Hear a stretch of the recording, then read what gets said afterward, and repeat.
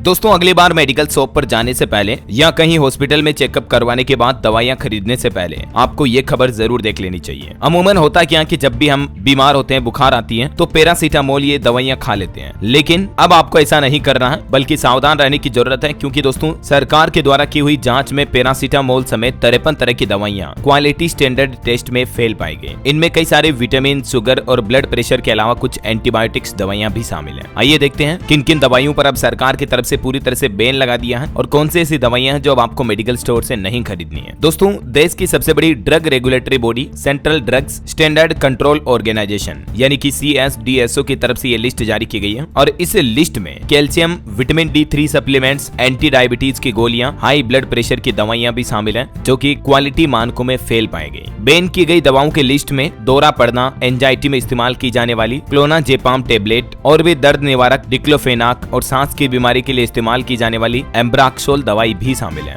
Anti fungal, fluconazole और कुछ multivitamin और कैल्शियम की गोलियां भी इसमें शामिल हैं। ये दवाइयां hetero drugs, Alkem laboratories, Hindustan antibiotics limited HAL और भी कर्नाटक की एंटीबायोटिक्स एंड फार्मास्यूटिकल्स लिमिटेड जैसी बड़ी कंपनियों द्वारा बनाई जाती है। उनकी दवाइयों की भी हालत देख लीजिए आप। आज दोस्तों CSDSO की तरफ से 53 दवाओं की सूची मतलब पूरी लिस्ट जारी की है, जिसमें पेट के इन्फेक्शन से लेकर एंटीबायोटिक के कई दवाइयां शामिल हैं। और ये पेट के इन्फेक्शन के लिए दी जाने वाली दवा मेट्रोनिडाजोल जो है वो भी इस जांच में फेल पाई गई, जिसे हिंदुस्तान एंटीबायोटिक्स लिमिटेड बनाती है। और इसी तरह से टोरेंट फार्मास्यूटिकल्स की सेलकोल टेबलेट्स भी जांच में असफल रही है। ये जो आज CSDSO की तरफ से 53 दवाओं की लिस्ट जारी की, जिनमें से 5 दवाइयां तो पूरी तरह से नकली थी, यानी कि दवा बनाने वाली कंपनियों ने कहा कि ये उनकी मेडिसिन नहीं है, बल्कि मार्केट में उनके नाम से जो नकली दवाइयां बेची जा रही है उनकी मेडिसिन है। ठीक है, ये PDF फाइल में भी आप देख सकते हैं, मैं इसका लिंक नीचे डाल दूंगा। इसमें वो 53 तरह की दवाओं की लिस्ट जारी की है। ये टोटल 48 दवाइयां हैं, 5 तो मैंने आपको बताया नकली दवाइयां थी, तो 48 दवाओं की लिस्ट है इस PDF फाइल में। ये जरूर आप चेक कर लीजिएगा। आपको पता होगा इससे पहले अगस्त महीने में भी सरकार ने 156 तरह की फिक्स्ड डोज कॉम्बिनेशन FDC दवाओं पर प्रतिबंध लगाया था। FDC का मतलब होता है दोस्तों फिक्स्ड डोज कॉम्बिनेशन। ये वो दवाइयां होती हैं जो कि